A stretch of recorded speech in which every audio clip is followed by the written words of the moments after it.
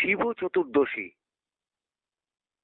গতকাল যে 5টা থেকে শুরু হয়েছে, আজকের পুরোদমে চলছে সেই শিব চতুর্দশীতে ভক্তদের জনসমাগম বিভিন্ন মন্দির প্রাঙ্গণে।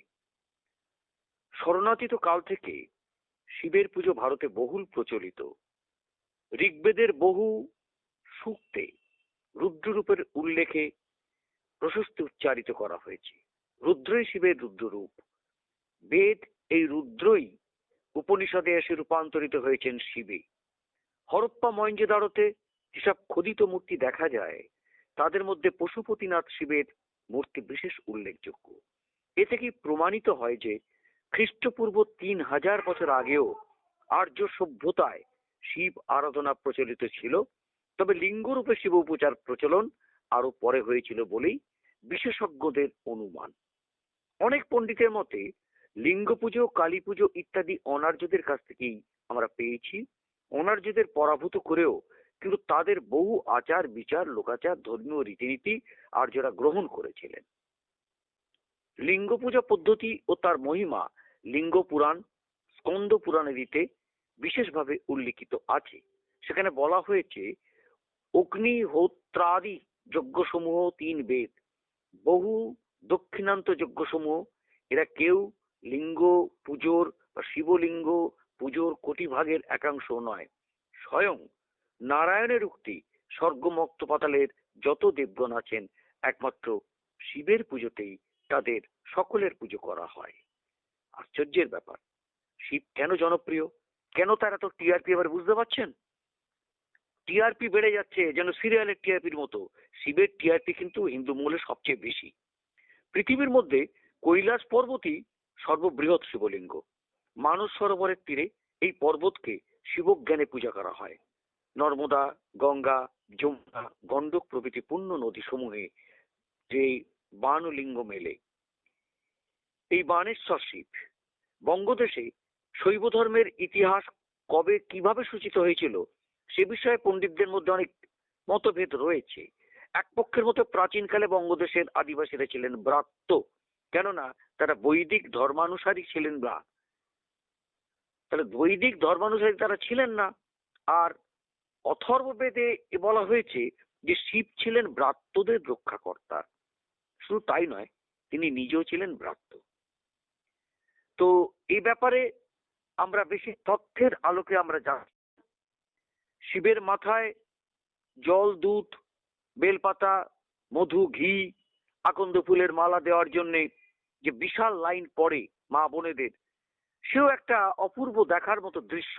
আমরা সেগুলো দেখাবো। এবং সাধারণ দর্শকের সঙ্গে উপবাসী পূজার্থিনীরাও আগ্রহ করে কীর্তন, কথকথা, শিব মাহাত্ম্য বর্ণনা, কবি গান, বাউল গানের আসরে সমবেত হন। এবং অনেক ক্ষেত্রে দেখা যাচ্ছে মেলা হয়, সেই মেলায় দেখা যাচ্ছে বিভিন্ন নাটক, সাংস্কৃতিক অনুষ্ঠানের সঙ্গে পুতুল নাচ, নাটকের মঞ্চ ঘিরেও মানুষের উৎসাহ কিন্তু দেখা যায় এই শিব মেলা উপলক্ষে। যেমন এই পাথর প্রতিমার গোবিন্দেশ্বর গদা মথুরাতে পাবেন বিশাল মেলা। তো সুন্দরবনের সমস্ত গ্রামেই যেন শিব মন্দির, যত গ্রাম তত শিব মন্দির। আমি আগের দিন বলেছি, এটা বলার কোনো অপেক্ষা রাখে না। এইবার একটু আলোচনায় আসি যে এই শিবাবতার আচার্য শঙ্কর অগণিত লিঙ্গমূর্তির মধ্যে মাত্র 12টি শিবলিঙ্গকে জ্যোতির্ময় বলে চিহ্নিত করেছিলেন। এবং এই স্বয়ংভূ লিঙ্গ যেগুলো জ্যোতির্লিঙ্গ বলা হয়, সেই জ্যোতির্লিঙ্গ দর্শন, পূজন, স্মরণে মানুষের জীবনে প্রভূত কল্যাণ এবং আনন্দ আসে। সে কারণেই মানুষ শত শত বছর ধরে জ্যোতির্লিঙ্গের দর্শন করতে যান। বারাণসীতে জ্যোতির্লিঙ্গ বিশ্বনাথ, কেদারনাথে দেবাদিদেবের শিলামূর্তিটি হলো মহিষরূপী শিব ঠাকুরের পেছনের অংশ, গুজরাটের প্রভাসতীর্থে জ্যোতির্লিঙ্গের নাম সোমেশ্বর, মহারাষ্ট্রের ঔরঙ্গাবাদে জ্যোতির্লিঙ্গ নাগেশ্বর, এই রাজ্যেই আছেন ভীমাশঙ্কর। এইভাবেই দেশের 12টি পুণ্যভূমিতে যে জ্যোতির্লিঙ্গ রূপ রয়েছে, বিরাজ করছেন দেবাদিদেব শিব। অল্পে সন্তুষ্ট এই দেবতা দর্শন ও তুষ্ট করতে পারলেই যে কি ফল হয়, জ্যোতির্লিঙ্গ পরিক্রমা করে আসলেন সেগুলো বোঝা যায় যে কি তার অবস্থা।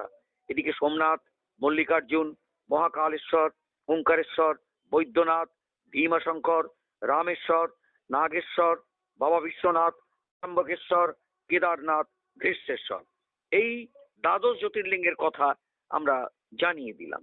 সৃষ্টির আদিতে ব্রহ্মা, বিষ্ণু এবং মহেশ্বরের মধ্যে কে বড় এই নিয়ে কিন্তু বিবাদ শুরু হয়েছিল। সৃষ্টি বড় না স্রষ্টা, আবার স্রষ্টা বড় না পালক, এই নিয়ে তিন দেবতাদের মধ্যে ঘোর বিরোধ দেখা দিল। প্রত্যেকেই নিজেকে বড় বলে সব দাবি করতে আরম্ভ করলেন। প্রথমে দ্বন্দ্ব দেখা দেয়, তারপর সেই দ্বন্দ্ব থেকে শুরু হয় ঘোর যুদ্ধ। সেই যুদ্ধে প্রজাপতি ব্রহ্মা ছিলেন উপরে আর বিষ্ণু ছিলেন নিচে। বহুদিন ধরে যুদ্ধ চলতে থাকায় ধরিত্রীকে সৃষ্টি রক্ষার কাজ ব্যাহত হতে থাকে। তখন ধ্বংসের হাত থেকে রক্ষা করার জন্য ব্রহ্মা এবং বিষ্ণুর মধ্যবর্তী স্থানে শিব বিশাল একটা স্তম্ভলিঙ্গ রূপে আবির্ভূত হলেন। এই বিশাল লিঙ্গ থেকে দৈববাণী হলো, আমার এই লিঙ্গের যে আদি এবং অন্ত নির্ণয় করতে পারবে, অর্থাৎ এই লিঙ্গের কোথায় শুরু এবং কোথায় শেষ, সেই তোমাদের মধ্যে বড় বলে জানবে। এই কথা শোনা মাত্র ব্রহ্মা বিষ্ণু দৈববাণী নিশ্চিত বিশাল লিঙ্গের আদি এবং অন্তের খোঁজ শুরু করলেন। ব্রহ্মা হংসরূপে ধারণ করে ওই লিঙ্গের ওপর উঠতে থাকেন, আর ভগবান বিষ্ণু বরাহ মূর্তি ধারণ করে লিঙ্গের উৎসমুখের সন্ধানে। কিন্তু অনেক চেষ্টা করেও দুজনের কেউ সফল হলেন না। তখন তারা ফিরে এসে শিবের জ্যোতির্লিঙ্গের আরাধনা শুরু করলেন। বছরের পর কঠোর তপস্যায় তারা মগ্ন হয়ে থাকলেন। একদিন এই স্তম্ভলিঙ্গের মধ্যেই শ্বেত শুভ্র বেশে শিব আবির্ভূত হয়ে বললেন, আমার এই রূপ সাধারণের পক্ষে শুভ নয়। তারা আমার এই জ্যোতির্ময় রূপ সহ্য করতে পারবে না। তাই আমার স্থূল রূপ প্রস্তর লিঙ্গের পূজা করলেই আমি সন্তুষ্টি লাভ করি। সেই থেকেই মর্তে লিঙ্গ পূজার সূত্রপাত। আজকের এই পর্যন্ত থাকছি, আর তার সঙ্গে আপনাদের দেখাচ্ছি যে আজকের এই সকাল থেকে সোমবার মানে বাবার বার, সবাই জানেন যে আজকের এই দেবাদিদেবের বারেও কিভাবে চলছে সকাল থেকে এই ভক্তবৃন্দের যে ঢল নেমেছে প্রতিটা মন্দির মন্দিরে, সেগুলো দেখাবো। আর সেই সঙ্গে দেখাবো যে বাবার যে চক্ষু থেকে যে ফল, বাবার সবচেয়ে প্রিয় ফল যে রুদ্রাক্ষ, সেই রুদ্রাক্ষের গাছে রুদ্রাক্ষ ফলে আছে এবং রুদ্রাক্ষ কিভাবে ফুলে আছে সেই গাছটাও দেখাবো। এই দেখা কিন্তু স্বয়ং শিবকে দেখা।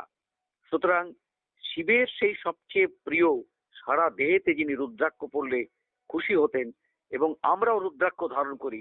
রুদ্রাক্ষ নানা গুণ, সেটা আপনারা বিভিন্ন বইতে তারা পাবেন, সে বিষয়ে আলোচনা করছি না।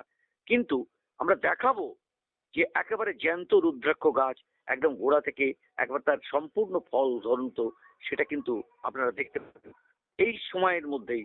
এবং আজ এই শিব চতুর্দশী লগ্নেই দেখতে পাবেন সেই রুদ্রাক্ষ গাছ। সবাই প্রণাম করুন, প্রণাম করলেও আপনারা ধন্য হবেন। আজ শিব চতুর্দশী মহাদিন, আর শিবব্রত যে করে তার সমস্ত কিছু আর করতে হয় না, এই কথা কিন্তু সবাই জানে, সব বিশেষজ্ঞরা জানে। তারা সবই জায়গায় এই ব্যাপারটাই তারা মানেন যে দেবাদিদেব শিবই সর্বোচ্চ।